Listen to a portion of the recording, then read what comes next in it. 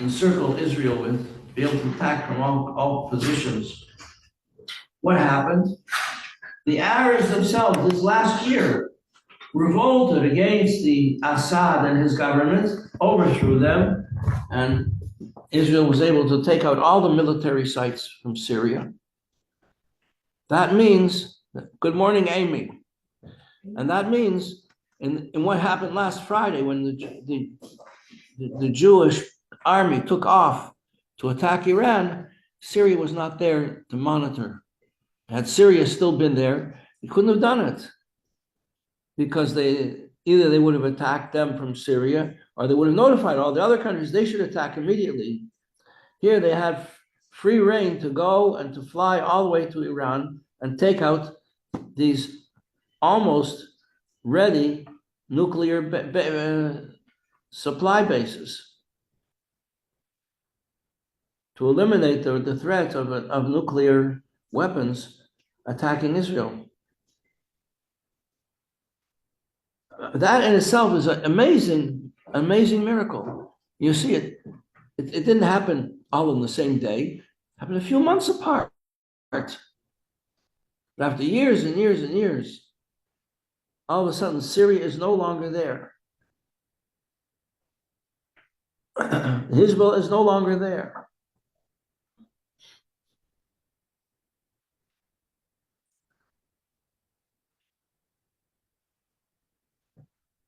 How many planes flew out to attack Iran? You know how many were lost? None. Not one. They all came back safe and sound. Whoever heard of such a thing? You know, in the Second World War, the planes would would fly out to attack Germany, and then they would count them as they came back. How many made it back? Every single one made it back.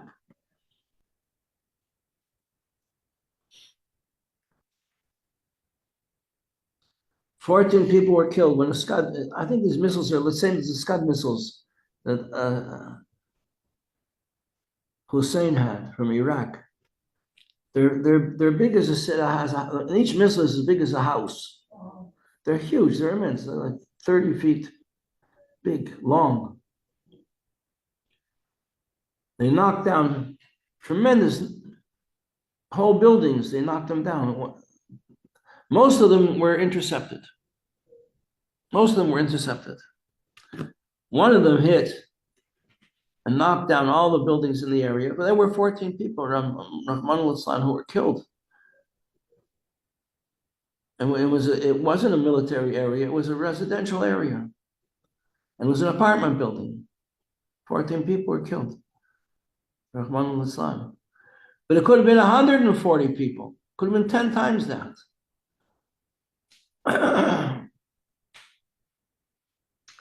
Chapter 20. Hashem should watch over all those who risk their lives to defend our people. And you know, on Friday night at our Shabbos table, we had some boys over. So I told them that the Jewish people in Israel are expressing great strength and fortitude and determination not to give in, not to waver, not like we say in the Tillim every day. We're standing strong. I said, but in the statements that we're hearing, they're leaving out the name of God. That's a big mistake. It's not because we're strong, it's because Hashem is blessing us and giving us strength. So then somebody corrected me and said, no, they are saying it. And in fact, Netanyahu went to the Kaisel with the president of Argentina, who spoke so well. He quoted the pasuk in the parsha in the next from Yud Beis Tammuz, which is Yud Beis Tammuz is the day of the Geula. That's the prophecy of Bilam about the coming of Moshiach. And he says that Like a lion, they will rise up. Like a lion, they will rise up. Until now, there was a general, there was a terrible tragedy in Israel, and he said, when will this possibly be fulfilled? Like a lion that they will rise up. This whole war that they're fighting has been given a name, a lion rising up. Baruch Hashem. And then I told them a story that in I think it was 1978, 79, 80, something like that, a group of Muslim terrorists stormed the Hadassah building in Washington. There were 100 Jewish people captured inside. They were trapped, and their lives were in danger. And here was, the Rebbe even spoke about it, here was the capital city of the greatest superpower in the world at that time, for sure, was the greatest superpower was America. And nobody could do anything. They couldn't storm the building. They would have killed 100 Jewish people inside. They didn't for a few days, it was a standoff. It was a stalemate. And then what did they do? How did the situation resolve? Not with military action. They got a Muslim cleric to go and speak to them. And what did he say? He says, Allah does not want you to do this. They put down their arms, they came out. Not a bullet was fired. Because he mentioned the name of, when they came with the name of God, they believe in God. And so I told that story at the table, and the boy told me, yeah, Butnick was hanging up posters for Shavuos, that people should come to shul to hear the Aseret Dibros, and he was in Park Slope, and some Muslim Arab or something came over and started screaming at him, terrible, cursing him out. He just turned to him, he said, you know, Allah is not going to be pleased with you. Became quiet and he walked away. Yeah. There's a revolution taking place right in front of our eyes. Lam Natseyach Mizmor LeDavid Yad Halanah B'Yem Tzaris Hagev Hashem Elohei Yankev Isha Chazaham B'Kodesh HaMitziyin Yisadeka Iskar Kol Michasech B'Elashon Dos Mesela Iten L'Hakel V'Avecha V'Chol Atzasacha Yimalei Neranana B'Shuasecha Ub'Shem Eloheinu Nidgel Yamali Adonai Kol Mishalei Secha Ata Yodaiti Ki Hishi Adonai Meshichei Yanehu Mishmei Kodshei Bigvoris Yeshu Minei Elu Rechav Elu V'Susim V'Anachnu B'Shem Adonai Eloheinu Nazkir Hem HaKaru V'Nafalo. They fell. V'Anachnu Kamnu V'Niseidad, and we stood up and we're strong. Adonai Hisha Melech Yaneinu V'Yim Kareinu.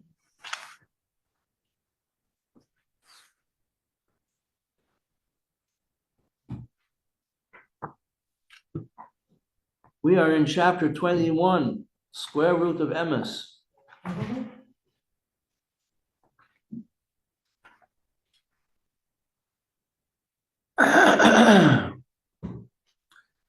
To understand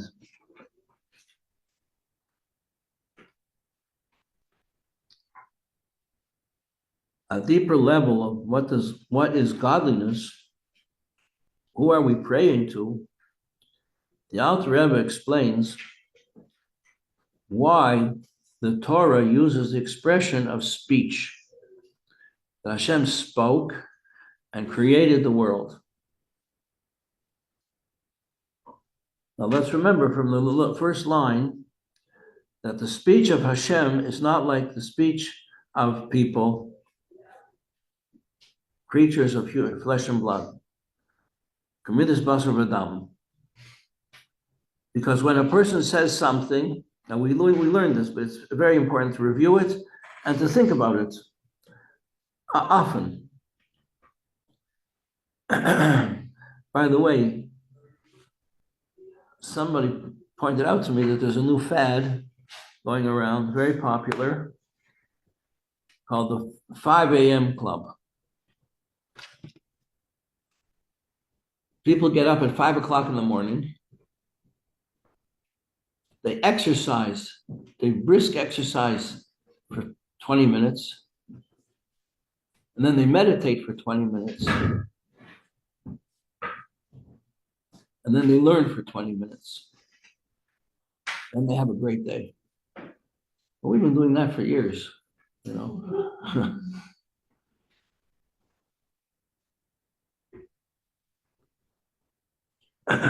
And they supply them, here's where they make money, that every week they supply them with something to think about.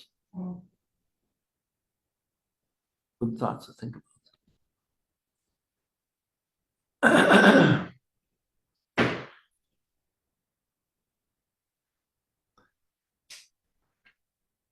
When a person says something, when we speak, our speech comes from us, but it becomes something separate from us, something we can measure, something we can quantify, something we can record. So our speech will remain when we're not even here anymore. Because the spoken word becomes something independent. That's why you have to be very careful what you say, because a bad word, a false word, a lie, a slanderous word just goes forever and ever and ever. A person once came to the Chofetz Chaim, made a whole campaign about saying only good things and not saying bad things.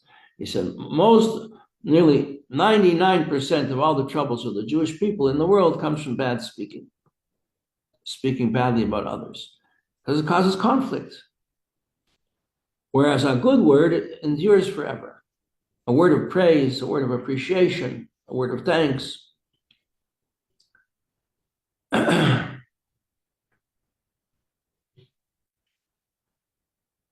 So someone came to the Chofetz Chaim and said, I've said a lot of Lashon Hara, and how do I correct what I've done wrong? He said, bring me a pillow, a feather pillow, you know. So he brought him the feather pillow.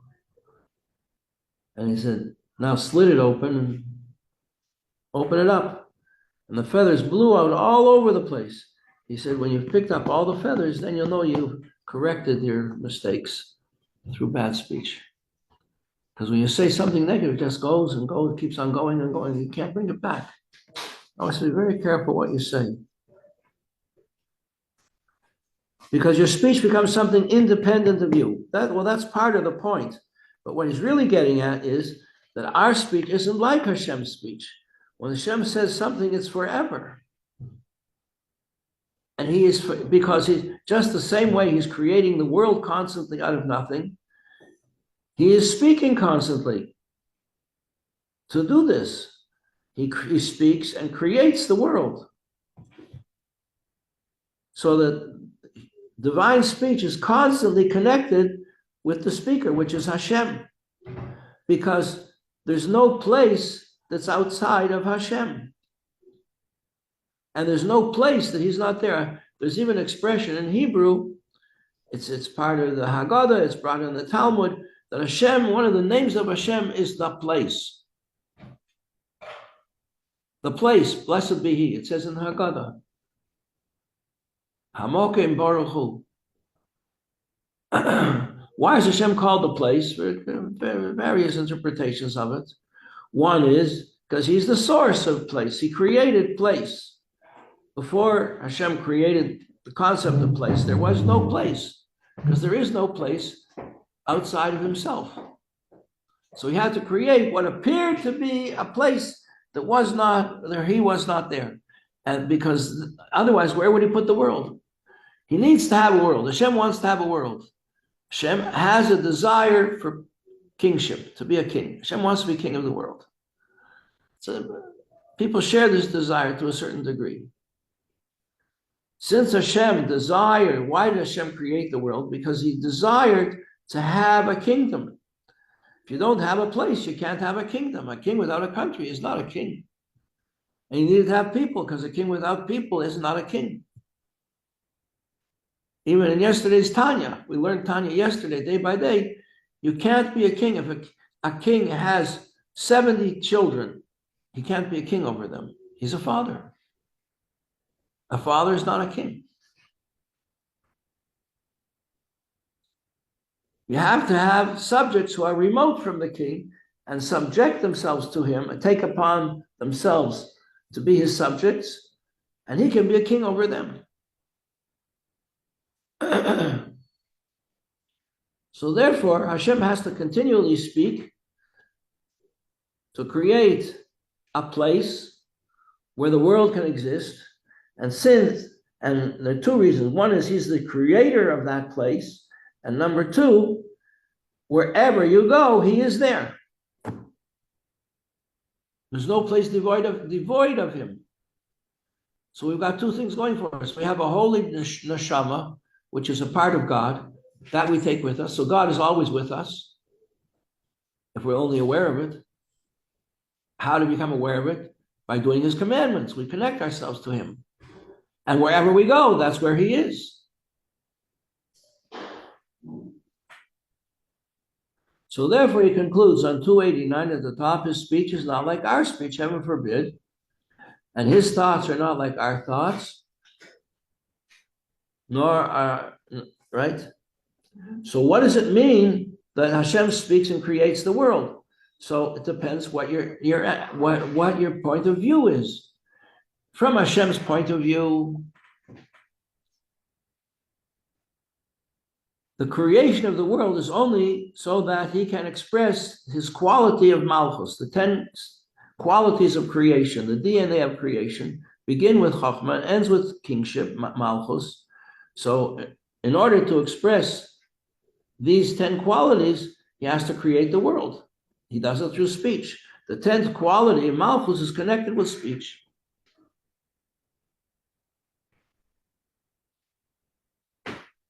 In other words, how is it connected with speech? How do we know who a king is?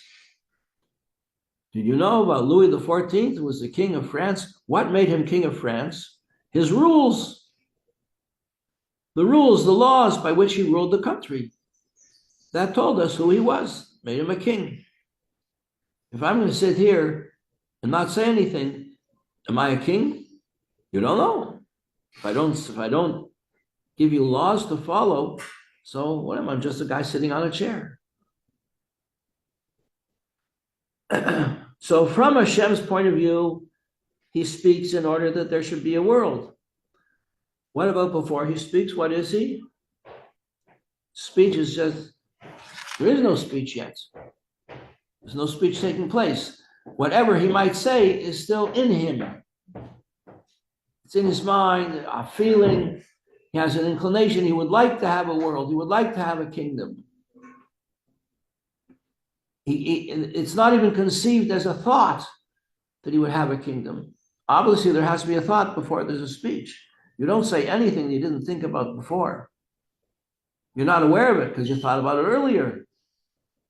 So it's programmed.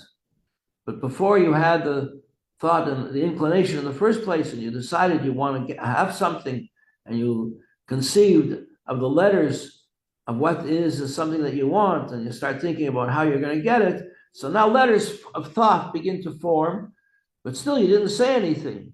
Speech didn't take place yet. So the one who is thinking is still higher than that. So speech, from Hashem's point of view, is an expression of what he wants. Why did Hashem create the world? Because he wants to have a world. He wants to be a king. That's why a person having a business, he wants to be the boss. It's a reflection of that on a much lower level. And then you said to me, but why does he want to be the boss? Aha, that's called panemius. What's the inner reason for the reason? Why did he build this business? Because he wants to be the boss of the business. He wanted to have a business. He wanted the power. He wanted the money. He wanted the prestige. He wanted to be able to give a lot of charity.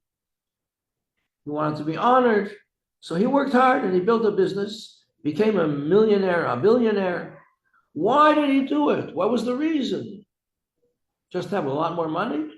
That's not the reason. Because he derived a lot of pleasure from all the things that come with the money. It gave him great satisfaction, and the achievement itself gave him satisfaction. That's called the panemius, the inner reason for what you want. The inner reason you want something, you go for it, you try for it, you want to get married, you want to have a family. Why? Why do you have this urge? Because you know it's good. It's wonderful to have a family. There was a chassid, he befriended me when I was first becoming interested in Yiddishkeit. He used to tell me, David Shalom used to say, so you have to get married. It's such a wonderful thing to get married. Such a wonderful thing. In other words, it caused him so much pleasure being married and having a family. Well, that feeling of pleasure that you anticipate, that's the inner reason for the desire to have a business, or the desire to have a grant. I heard a person once give a mashal. He was working very hard, doing research, and doing all the paperwork, and doing everything necessary to apply for a grant, hoping he will get it. Why did he want the grant? Because he wanted to pay tuition for his kids. He wanted to pay the mortgage for the house. He wanted to be able to afford to celebrate Shabbos and holidays. Why do you want to do those things? So the whole thing of getting the grant really has a whole series of things that he wants further down the line. But they aren't the things that he really wants. It's the pleasure that he wants and the satisfaction, the nachas. Nachas is connected with the inner reason for doing things. Whatever you do because you want. Why do you want? Because of the anticipated pleasure and satisfaction of achieving it. So now, that's what's going on from Hashem's point of view. From our point of view, what happens that Hashem speaks? He creates a world. Now, from Hashem's point of view, the whole world is nothing. It's just something it's an expression of his desire. Is the world anything substantial in Hashem's eyes? No. And that's what we're learning about in this chapter. Because the desire is expressed in speech, speech is expressed in thought, thought is expressed in letters. Letters are an expression of an inner inclination that's higher than thought, higher than any letters of thought. So the end result is nothing compared to the essence of life, that is the thinker, the person doing the thinking. But from our point of view, from Hashem's point of view, the world isn't real. It's nothing. It's not even a speck of dust. There's a video thing that people made. I don't know what you call it. A video clip. It starts with a seed, something like that. And a chicken is pecking at this seed. And then it focuses from the seed at the chicken pecking at it, the beak of the chicken. And then it moves further out and you see the farmyard. And it moves further out and you see the area, the yard itself. Moves further out, you see the physical area. Moves further out and you see the territory. Then you see the state. Then you see the country. Then you see the globe, the world. Then he moves further and further out and you see the stars and the universe. That dot, that speck of seed, you don't see that anymore. You don't even see the world anymore. You're so vastly far away, and it keeps on moving further out and further out and further out and further out. And you understand from this that from the point of view of the Creator, from looking down, the world is nothing. It's not even a seed. You don't see a difference between the whole world that you're familiar with that seed and the whole universe that we're part of.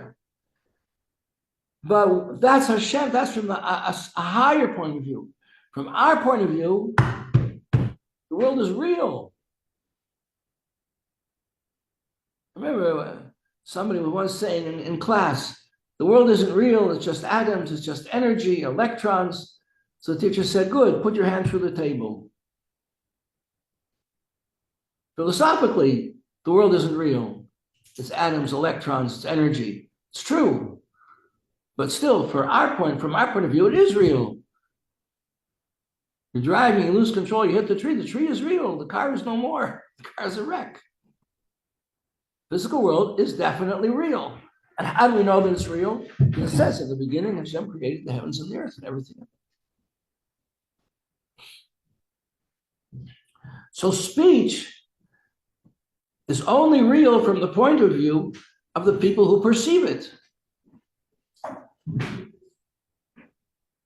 From our point of view, the world is real. It's a real creation. From Hashem's point of view, his speech is only an expression of the quality of Hashem's desire to have Malchus. And just as he concludes here, page 189, just as a person's speech reveals to the listener what was hidden and concealed in his thoughts, so too, the emergence of light and life from the infinite is a metaphor for this is speech. Because just as thoughts reveal that which is hidden within a person, so when Hashem reveals that which is hidden within him, is way beyond anything that we can conceive, that's called speech. And that creates the world, that's creative speaking, that creates the world. Okay, we're going to have to stop now because time is up. So we'll finish up tomorrow. I guess half of the more. We'll continue this train of thought tomorrow. All right? Okay.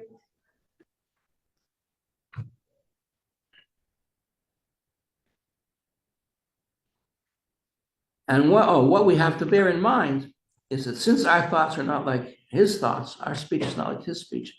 When we speak, the words that we speak are separate from us. But Hashem was continually recreating through speaking. His words are never separate from him. And there's no place you can store them on a tape recorder or in a book, that they should be there and not, because wherever Hashem is speaking, that's where he is. His words are constantly united and connected with him. So when we say words of Torah, we are uniting with the essence of Hashem. And that's what we're learning here. That's very important for us to know. That we are always together with Hashem, and through learning Torah and doing mitzvahs, this union, the unification becomes very real and intense. And that's what Hashem wants. He wants we take upon ourselves that we should be his people and he should be our king. Have a good day. Thank you, Rabbi. You too. Here, say hello, everybody.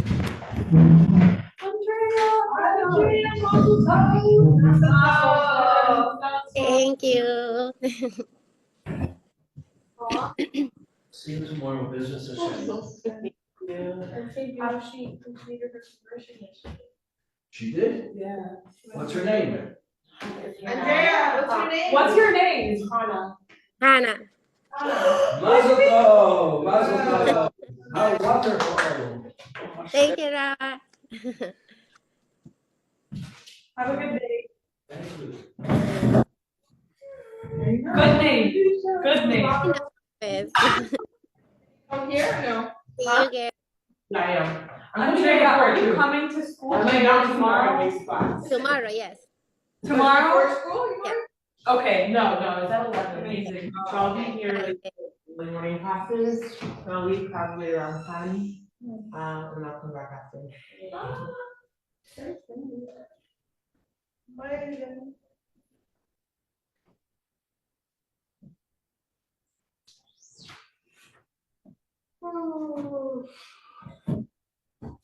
Yesterday, I removed my nails.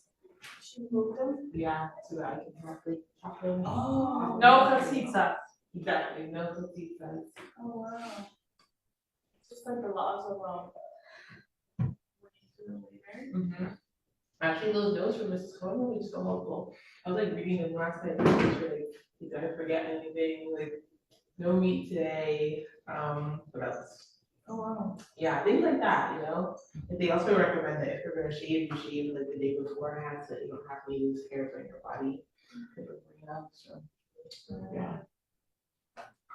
She's not saying something. Oh, I'm gonna look for it, it's okay, they don't record it, so. Thank you.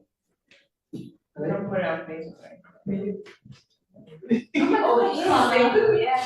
Huh? They do. They do. Hi, guys. I don't think they do. They don't keep putting this on Facebook. No, I've seen after class. Well, you're saying that. Yeah. And now it's looking right at me. This one's totally different. No, I got this online. What? Really? I got this online, but yeah, I'm sure it's popular. I love this necklace. He went to the store.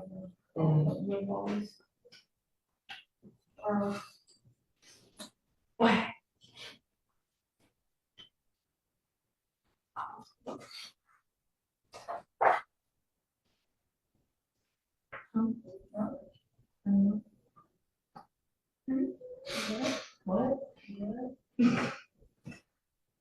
Guys, tomorrow's graduation. I know, it's Isn't that crazy. crazy? Really crazy. And I'm leaving on Wednesday. Like after tomorrow. Amy already left. I know. That's right. She said she likes Irish Shabbos. Oh, sorry, not Irish Shabbos, Lucy Shabbos. Like 5 a.m. So I just sent it by before she went to bed. Wow. Crazy stuff. Literally during soul sessions as well. This is our last time we'll be together. Yeah. Been a great $5 though, for actually.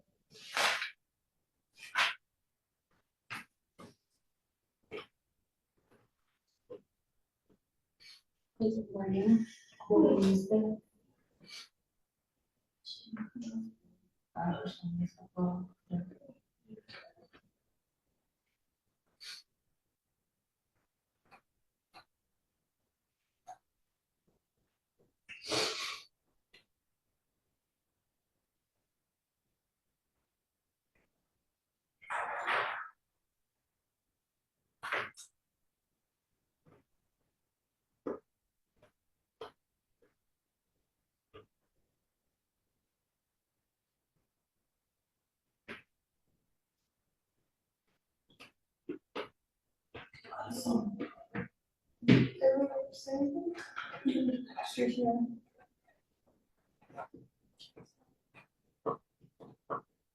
What was the last thing you said?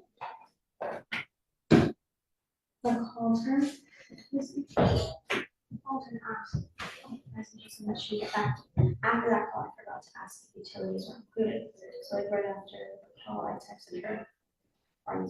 Is the price utilities included? And she said, yes. And so like I couldn't tell if that was her answer. Like, yes. Or she was just answering that question. And also I want to ask again. This price, yes. Okay. The price that you asked for, Okay. that's what I would, if she put 350, yes. I would assume that that means like price you asked for. So I'll ask.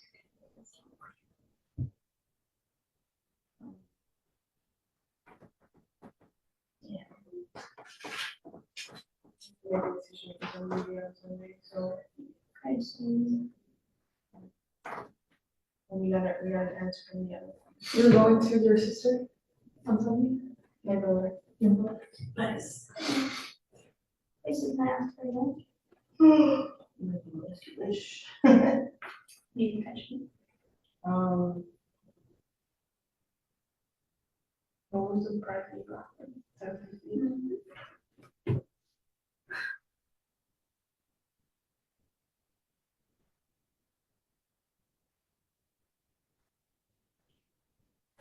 Hey, we don't say like, guys, I'm warning. Do you know what Ksab we have in the mezuzahs? Do you know what Ksab we have in the mezuzahs? For the work. Do you know what Ksab we have in our mezuzahs? She says no.